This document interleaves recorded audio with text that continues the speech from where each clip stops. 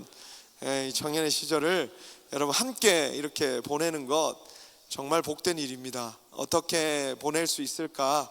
어떻게 잘 사는 걸까? 어떻게 해야지 우리가 후회 없이 이 청년의 때를 보낼 수 있을까?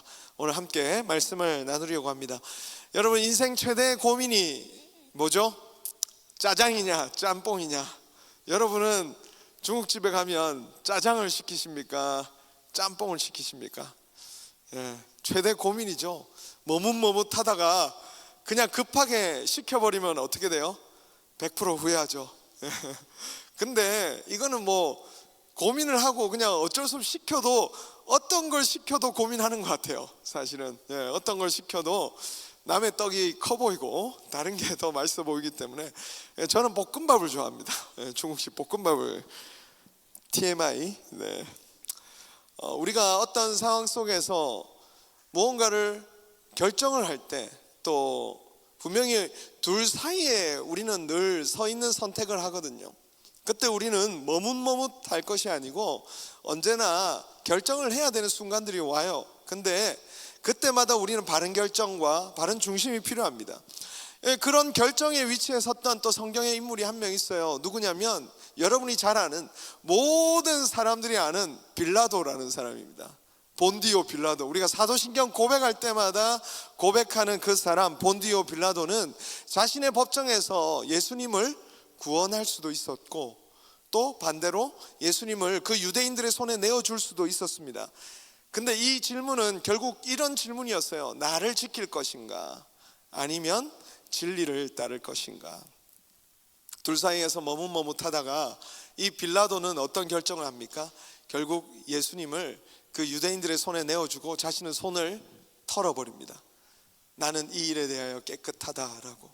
근데 이게 굉장히 비겁한 결정이죠. 어떤 중립지대에 서서 나는 이 문제에 대해서 죄가 없다, 너희들이 잘못한 거다라고 얘기하지만, 실제로는 여러분, 이 빌라도가 예수님을 그 유대인들에게 내어준 것이거든요. 애매한 경계선, 그러니까 애매한 어떤 중립지대에서 자신의 신앙을 이렇게 선택하며, 어쩔 수 없었다라고 선택하며 살아가는 이 사람이 바로 오늘 현대인들에게도 많이 보이는 유형의 사람입니다. 저는 이 말씀을 준비하면서 참 우리가 어쩔 수 없었다라고 하는 선택을 하며 살아가는 것이 얼마나 비참한 인생인가. 빌라도라는 사람을 보면서 내가 어쩔 수 없었다, 이거는 내 잘못이 아니다 라고 말하면서 손을 터는 인생이 얼마나 비참한 인생인가 라는 생각을 해보았습니다. 왜냐하면 오늘 사도 바울이 말한 그 고백을 보면서 그것이 얼마나 비참한 인생인지 알게 되었어요. 사도 바울은 인생의 끝에 서 있습니다. 자신의 인생의 마지막에 서 있어요. 그런데 그 자리에서 그의 고백은 참 멋있어요. 저는 저와 여러분들이 모두 이 고백을 배우고 닮아갔으면 좋겠습니다. 디모데후서 오늘 읽었던 6절 7절 우리 같이 한번 다시 읽어볼까요? 시작. 전제와 같이 내가 벌써 부어지고 나의 떠날 시각이 가까웠도다. 나는 선한 싸움을 싸우고 나의 달려갈 길을 마치고 믿음을 지켰으니. 나는 이 마지막까지 내가 달려갈 길을 다 마쳤다. 나는 믿음을 지켰다라고 고백하는 거죠. 우리는 언제나 출발이 있고 또 마치는 시간들이 있어요. 이 공동체 청년의 때도 여기도 이제 결혼해서 얼마 있으면 이제 나가야 되는 친구들이 있는데, 여러분들의 이 마지막에 여러분들의 이 청년부에서의 삶에 대한 고백은 어떻습니까? 이것이 끝이 아니라 또 우리의 인생 곳곳마다 우리는 시작이 있고 끝이 있습니다. 그때 우린 마지막에 이 사도 바울과 같이 고백할 수 있을까? 내가 그때 어쩔 수 없었어 라고 하는 게 아니라 나는 선한 싸움을 싸웠다. 그리고 나의 달려갈 길을 마쳤고 나는 믿음을 지켰다라고 하는 이 고백이 얼마나 아름다운 고백입니까? 그는 오늘 본문에서 전제와 같이, 6절에 전제와 같이 자신이 부어졌다라고 표현해요. 전제는 포도주나 어떤 기름과 같은 액체가 이렇게 그걸 가지고 이 제단에다가 붓는 행위를 하는 거죠. 하나님께 바치는 어떤 헌물의 한 형태예요. 오퍼링이에요. 한 가지 원 오브 오퍼링이에요. 그 오퍼링으로 그는 이 행위를 통해서 헌신과 희생으로 자신의 삶 모두를 하나님 앞에 온전히 드렸습니다 라고 하는 그 고백을 의미하는 거죠. 여러분, 바울이 이 고백을 하면서 어떨까요? 행복하지 않았을까요? 저는 바울이 참 행복한 사람이었을 거라고 생각합니다. 이리 끌려다니고 저리 끌려다니는 것이 아니라 내가 어떻게 살아야 될지를 알기 때문에, 내가 어떤 인생으로 부르심을 받았고 어떻게 이 마지막까지 걸어왔는지를 알기 때문에 사도 바울은 자신의 삶을 쏟아지는 포도주라고 고백하고 있잖아요. 전제와 같이 부어졌다고. 자신은 쏟아지는 포도주와 같다. 포도주가 그냥 쏟아져 버리면 그게 뭐예요? 버려지고 낭비되는 것 아니에요? 그런데 자신의 삶이 그렇게 낭비되는 것이 아니라 자신의 삶은 바로 전제와 같이 부어졌다. 하나님 앞에 온전히 드려졌다라고 하는 그 고백, 아름다운 고백을 하는 거죠. 여러분, 어디에 쓰임 받는가가 그 사람으로 하여금 행복을 느끼게 하는 겁니다. 그는 죄인 중에 괴수라고 고백하고, 여러분, 유대인들을 죽이기 위해서 다메섹이라는 곳으로 가던 죄인 아니었습니까? 그런데 하나님께서 그를 붙잡아 주신 거예요. 예수 그리스도께서 그를 다시 살려주신 거예요. 그러니까 이 사도 바울의 마음에 가장 기쁘게 있는 것이 무엇입니까? 나 같은 죄인이 주님의 손에 들려서 쓰임받을 수 있다는 것. 여러분, 도저히 하나님 앞에 설 수 없는 우리가 하나님 앞에 설 수 있게 된다는 것. 여러분, 사도 바울은 그 마음과 감격 속에 살아가고 있었다는 것이죠. 사랑하는 여러분, 하나님께서 여러분을 부르셨다는 것을 믿으시기 바라요. 저는 여러분, 저와 함께 이 청년의 때를 지나가면서 여러분, 우리가 느꼈으면 하는 감정이 있는데, 그게 뭐냐면 쓰임받는 기쁨을 느꼈으면 하는 것입니다. 여러분, 하나님께 쓰임받는 기쁨이 뭔지 아세요? 하나님이 나를 쓰셔서 일하고 계시구나, 그걸 아는 사람과 모르는 사람의 차이는 정말 하늘과 땅 차이입니다. 우리는 어쩌면 그 기쁨을 서로 찾아가는 중일 거예요. 각자가 은사가 다르죠. 어떤 사람은 브랜치장에 적합한 사람들이 있을 거예요. 어떤 사람은 임원의 일에 적합한 사람들이 있을 겁니다. 또 어떤 사람은 피아노 치는데 적합한 사람이 있을 거고, 또 어떤 사람은 새가족을 섬기는데 적합한 사람이 있을 거예요. 우리는 그것을 서로 찾아가면서 하나님 앞에 내 삶이 드려졌을 때 언제 가장 아름답게 내가 쓰여질 수 있는가, 그것을 찾아가는 중인 거죠. 이 청년의 때는, 저는 청년의 때가 그런 시간이라고 생각합니다. 그래서 때때로는요, 실수도 하는 거예요. 금방 내가 이거 하기로 했다가 이거 아니었네 하고 그렇게 하기도 하는 거죠. 그러니까 우리는 그 시간을 어떻게 해야 돼요? 참아줘야 되는 거예요. 저 끈기 없는 놈 또 시작됐네. 마음속으로 그 생각이 들지만 이렇게 목구멍까지 올라오지만, 그러나 저 친구도 하나님 앞에 쓰임받는 기쁨을 알고 온전히 자기 자리가 어딘지를 찾아가는 이 시간들을 우리가 함께 잘 지나가줘야 되겠다라고 하는 그 마음을 가지고 지나가는 거죠. 그렇게 자신의 삶을 드려지는 기쁨을 이 사도 바울은 알았던 것입니다. 왜냐하면 그에게는 그가 후회 없이 자신의 삶을 하나님 앞에 올려드리며 기뻐할 수 있었던 까닭은 사람을 살리고 그리고 생명을 주시는 그 하나님의 편에서 온전히 그렇게 쓰임받고 있었기 때문에, 여러분, 그 기쁨이 이 사도 바울의 기쁨이고, 후회 없이 이 마지막에 나 이렇게 살았습니다, 내가 이렇게 하나님과 함께 있었습니다 라고 고백할 수 있는 거죠. 사랑하는 여러분, 예수 믿는다는 것은 중간지대가 없어요. 적당히 믿는 곳이 없습니다. 여러분, 밭에 감추인 보화가 있으면 어떻게 해야 돼요? 집 팔고 땅 팔고 냉장고 팔아, 다 팔아야죠. 왜냐하면 밭에 보물이 있는데 왜 우리가 그것을 머뭇거리고 있는 거예요? 둘 사이에서 우리가 어떤 것이 우리의 인생에 정말 소중하고 가치 있는 것인지를 아는데 왜 머뭇거리고 있느냐라는 거죠. 라오디게아 교회를 향하여 하신 말씀 여러분 기억하죠? 더웁지도 않고 차지도 않으니 내가 너를 어떻게 하겠다? 토하여 내리라라고 하는 제일 무서운 말씀을 하는 것이 그거예요. 우리가 어떤 애매한 중간 지점, 어떤 경계선에 서 있다면 여러분 둘 중에 어떤 것도 얻지 못할 겁니다. 여러분 기억하십시오. 지금 여러분들이 살아가고 있는 현실 속에서 어쩌면 둘 사이에서 계속 머뭇거리기만 하고 있다면 둘 사이에 어떤 것도 얻지 못할 거예요. 결단하셔야 됩니다.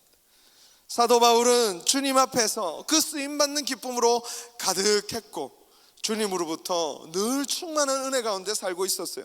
비록 계속된 재판 중에 갇혀있는 이 사도 바울의 삶이었어요. 재판을 받으면서 로마에서 갇혀있는 그의 삶은 얼마나 고단했겠습니까? 그런데 여러분, 그의 삶은 절대 갇혀있지 않았어요.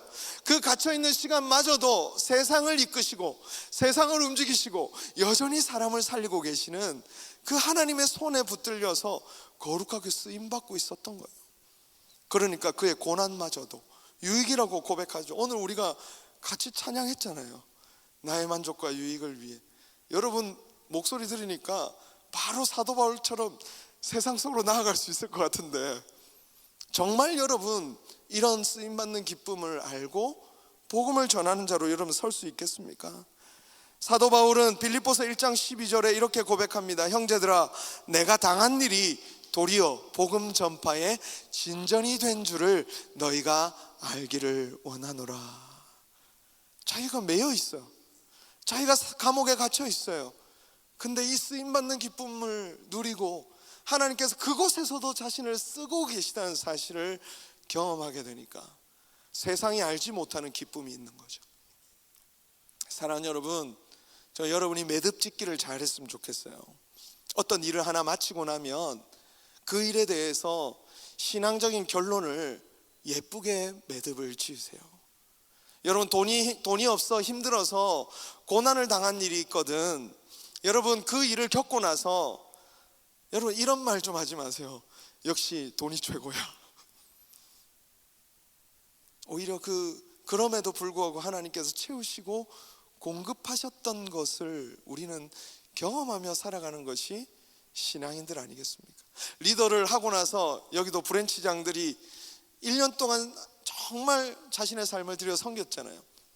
여러분 그 일이 여러분 아름답게 쓰여졌음을 믿으시기 바랍니다. 때때로 여러분이 모자랐을 때도 있고 부족했을 때도 있을 거예요. 그러나 그것으로 자신을 너무 학대하지 마세요. 하나님은 우리의 연약함과 우리의 모자람 속에서도 하나님께서는 선한 일을 이루시는 분이십니다. 그래서 다시는 브랜치장 하는가 봐라 이렇게 말하는 게 아니라 오히려 내가 다음 해 안 할지언정 예? 좀 쉬어야 되겠다 이제 안 할지언정 이 시간이 어떤 시간이었던 거예요? 하나님께서 이 공동체를 위해서 또 내 삶을 통해서 하셨던 일들에 대한 선한 아름다운 고백들이 가득한 것이 믿음의 사람들의 삶 아니겠습니까? 사랑하는 여러분, 바로 신앙인들이 이 그리스도를 따라가면서 바로 이러한 고백 위에 서게 되는 것입니다. 그래서 사도 바울은 오늘 본문에서도 너희가 고난을 받으라라고 적극적으로 추천하고 하고 있는 거예요. 고난도 받아. 전도자의 일을 하고 힘써서 주의 일을 하라라고 얘기하고 있는 이유가 무엇이냐면 어떤 어렵고 힘든 상황 속에서도 하나님이 일하시더라. 하나님께서 함께 하시는 그 삶이 참 복되고 좋더라 라고 하는 그 믿음의 고백이 있기 때문입니다. 저도 뒤를 돌아보면 이 밴쿠버의 삶이 쉽지만은 않았습니다. 참 고단한 때도 많았고 육체적인 한계도 참 많아요. 이제는 제가 45이에요 여러분. 제가 한국 나이로 45이 되었어요. 이제 40대도 이제 꺾여서 넘어갑니다. 어떤 친구랑 얘기를 하는데 자기 어머니랑 저랑 동갑이에요 여러분. 그런 제가 나이가 된 거예요. 그러니까 여러분들은 밤새도 괜찮지만 저는 여러분들하고 11시까지 있으면 그 다음날 생활이 안 되는 사람이에요. 제가 그렇게 이제 벌써 그런 나이가 돼버린 거죠. 그런데 이 말씀을 준비하면서 찬양하면서 예배하면서 느끼는 것이 그거예요. 그래도 하나님께서 나를 이곳에 보내셔서 힘들었지만 하신 일이 있겠지. 분명히 하신 일이 있을 것이고 또 여러분 우리 같이 대화 나누며 같이 성경 공부하며 우리 같이 은혜 나눈 것들이 있잖아요. 네. 그 가운데 하나님께서 하신 일들에 대한 고백들이 다시 일어나게 되는 것이 우리의 삶 아니겠습니까? 무엇보다 사도 바울이 바로 주님 앞에 서 가면서 가장 복되게 보고 있는 것이 또 하나 있습니다. 디모데후서 오늘 1절 8절 말씀 같이 한번 읽어보겠습니다. 시작. 하나님 앞과 살아있는 자와 죽은 자를 심판하실 그리스도 예수 앞에서 그가 나타나실 것과 그의 나라를 두고 엄명하노니 이제후로는 나를 위하여 의의 면류관이 예비되었으므로 주 곧 의로우신 재판장이 그날에 내게 주실 것이며 내게만 아니라 주의 나타나심을 사모하는 모든 자에게 도니라. 이 길 끝에 보상이 있는 거예요. 우리가 그냥 흔적 없이 그냥 이름도 빛도 없이 섬기겠다고 하지만 우리는 이름도 빛도 없이 사라지면 섭섭하잖아. 그렇지 않아요? 아무도 몰라주면 섭섭해요. 사람의 마음이. 사도 바울의 마음에 그 뜨거운 마음, 동역자들이 많았어요. 그런데 그의 마음속에 그가 이 길을 가면서 정말 기쁘게 이 길을 갈 수 있었던 정말 더 중요한 믿음 중에 하나가 그것입니다. 바로 이 길 끝에는 의의 면류관이 예비되어 있다는 것이죠.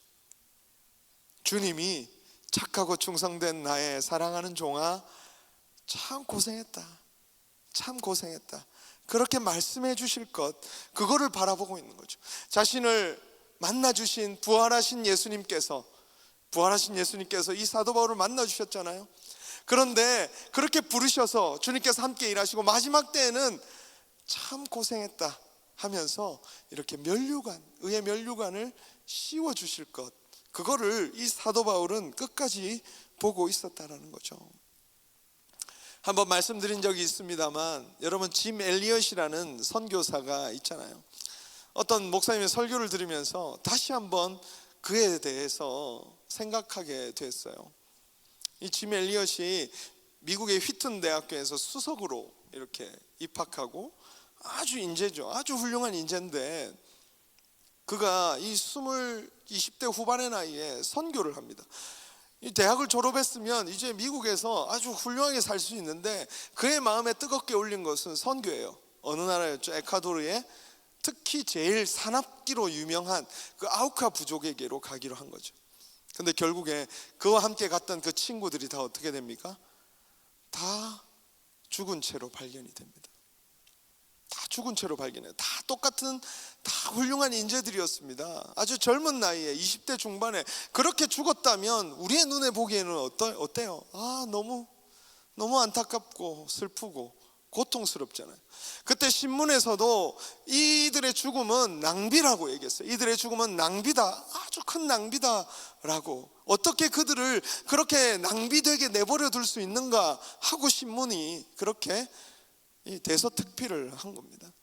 근데 그의 아내였던 엘리자베스 엘리엇이라는 사람이 뭐라고 얘기하는 줄 알아요? 이것은 낭비가 아닙니다. 그의 남편을 잃은 아내가 이렇게 말하는 거예요. 그의 죽음은 낭비가 아닙니다. 그는 어떻게 그것을 향하여서 이때까지 준비되어 오고 있었습니다. 복음과 선교를 위해 달려가고 있었고 결국 그것을 위해서 온전히 드려졌습니다 라고 그렇게 고백하는 거예요. 여러분, 이 고백이 과연 가능할까요? 어떻게 이 고백이 가능합니까? 그리고 여러분, 이 엘리자베스 엘리엇은 그리고 나서 어떻게 해요? 그 부족에게 자신이 이제 들어가서, 남편을 죽인 부족에게 들어가서 복음을 전하는 거예요. 왜? 주님이 그 일을 하고 계시다는 것을 알았고 또 본인을 그 자리로 부르신다는 걸 알았기 때문에 이 세상이 감당하지 못하는 믿음이에요. 이 믿음이 여러분 상상이 되십니까? 내 남편을 죽인 원수에게로 들어가서 복음을 전하는 그 사랑, 여러분, 주님은 바로 이러한 믿음의 자리로 우리의 삶을 이끌고 세워 가신다는 거죠. 그런데 말입니다, 세상은 결코 우리를 그렇게 살도록 두지 않습니다. 이 세상은 계속 너의 삶을 최우선적으로 생각하라, 너를 지키는 일이, 너를 보호하는 일이 가장 중요한 일이다라고 여러분에게 계속 얘기하고 있어요. 우리가 계속 다루고 있는 주제들이죠. 자신을 위한 그 삶의 행위들이 성경에서도 가득했습니다. 창세기에 보면 가인이 여호와 앞을 떠나서 에덴 동쪽 노 땅에 거주하더니 아내와 동침하매 그가 임신하여 에녹을 낳은지라.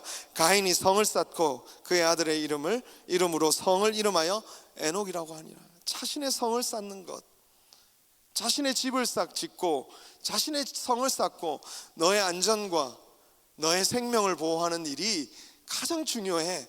그러니까 너희들 딴 데 쓸데없이 너의 삶을, 너의 시간을 낭비하지 말고 너의 삶을 보호하고 더 큰 성을 쌓고 더 이름을 내는 곳에 가서 그렇게 살거라 라고 얘기하는 거죠.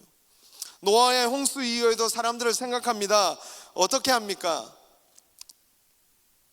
창세기 11장 4절에 또 말하되 자 성읍과 탑을 건설하여 그 탑 꼭대기를 하늘에 닿게 하여 우리 이름을 내고 온 지면에 흩어짐을 면하자 하였더니, 자기를 보호하고 이름을 드높일 성을 쌓고 싶어하고, 바로 이게 여러분들이 지금 세상에 이끌려가면 하게 되는 일이 될 겁니다. 그런데 문제는 무엇입니까? 그것은 영원하지 않다는 거예요. 영원한 것이 아니라는 거예요. 그것은요 거룩하지도 않다라는 것입니다. 이것을 사도 바울은 분별하라고 얘기하고 있는 거죠. 디모데후서 오늘 본문 3절 4절입니다.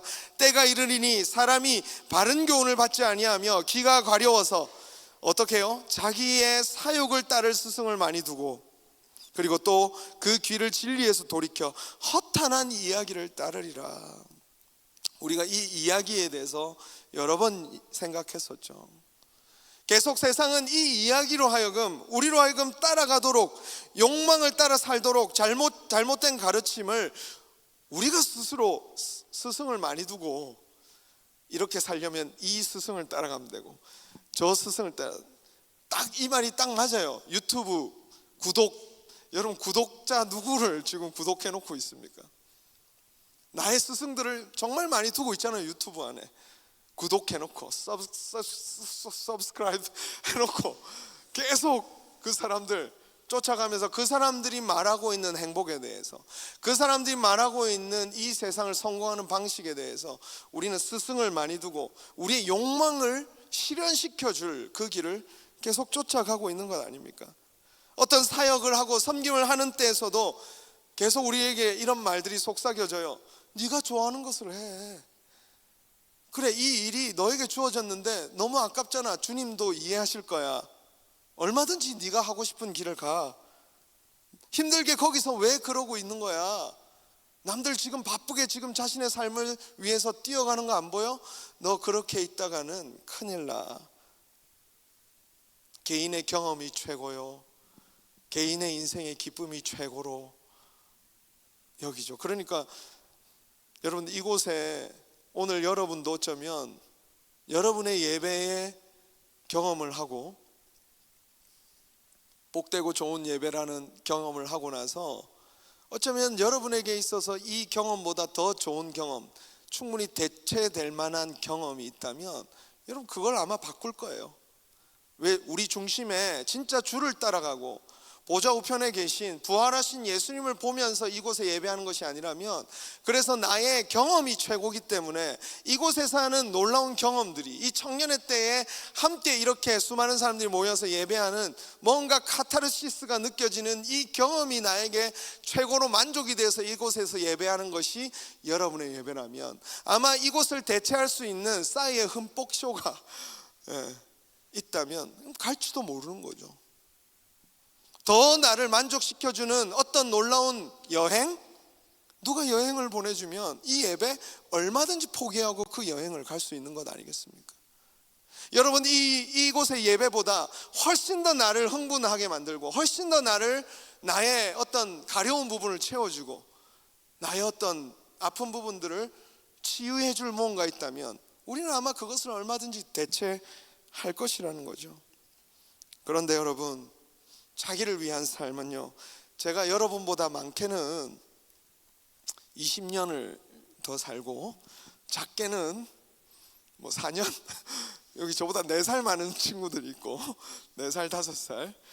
또 우리 회장은 나보다 7살 어린 제 동생이 7살이거든요. 7살 어리거든요, 저보다. 그런 아무튼 제가 그 정도로 이제 여러분과 차이가 얼마 안 되지만 살아보면서 느낀 것은 그거예요.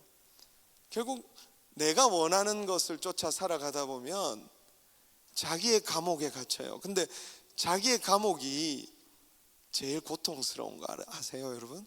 자기의 감옥, 나라는 한계, 내가 가진 한계의 감옥이 제일 고통스러워요. 여러분 이 말을 이해할지 모르겠습니다. 작곡가들이 이렇게 아트, 예술하는 사람들이 제일 고통스러운 게 뭔지 아세요? 자기의 한계에 갇혀 있는 거예요. 그래서 뭐에 손을 대요? 약에 손을 대는 거예요. 마약에 손을 대고, 그리고 다른 어떤 자기를 뛰어넘게 해줄 수 있는 무언가를 추구하게 되는 게 자기의 한계의 감옥이 그토록 고통스럽기 때문입니다. 구약의 역사에서도 여러분 가장 암울한 시대를 표현하는 표현이 이거예요. 그때에는 이스라엘의 왕이 없었으므로 사람마다 자기 소견에 옳은 대로 행하였더라.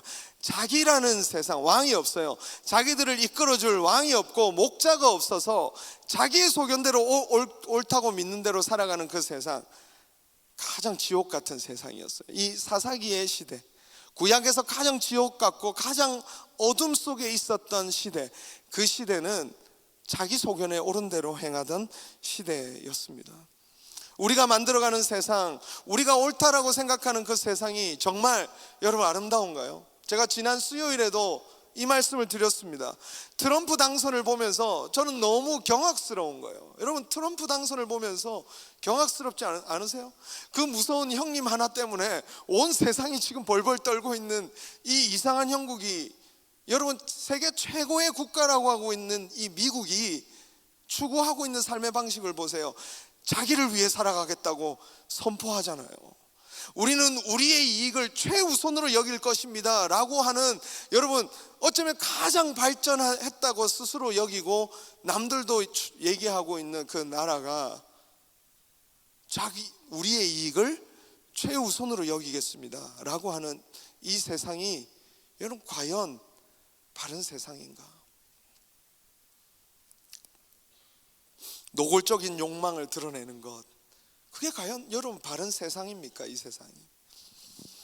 원주민 선교를 우리 종종 친구들이 가는 친구들이 있어요. 여기 빅토리아 아일랜드 쪽이나 또 저 북부 캐나다 이쪽 북부 쪽으로 이렇게 원주민 선교를 가는 친구들이 있습니다. 그래서 또 다른 분들에게 그 원주민 선교에 대한 얘기를 몇 번 들었어요.